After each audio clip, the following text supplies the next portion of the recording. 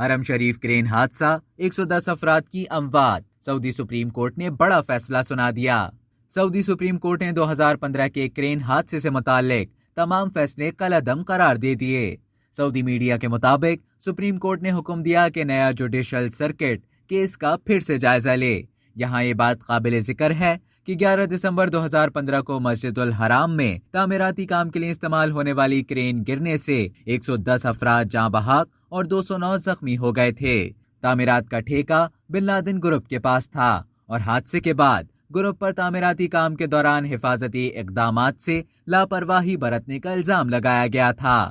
گزشتہ سال سعودی عدالت نے حرم شریف میں کرین حادثے کے کیس میں بن لادن گروپ کو الزام سے بری کر دیا تھا۔ عدالتی فیصلے میں کہا گیا کہ کرین گرنے میں بن لادن گروپ کی کوئی کوتاہی ثابت نہیں ہوئی، اس لیے گروپ کو مقدمے سے بری کر دیا گیا۔ اس سے قبل مکہ مکرمہ کی فوجداری عدالت نے کیس کے 13 ملزمان کو بھی بری کر دیا تھا۔ اب سپریم کورٹ کے حکم نامے کے تحت بریت کے فیصلے بھی واپس ہو گئے ہیں۔ کیس کو اب نظر ثانی کے لیے جوڈیشل سرکٹ کو بھیجا جائے گا، جہاں نئے ججز اس کا جائزہ لیں گے۔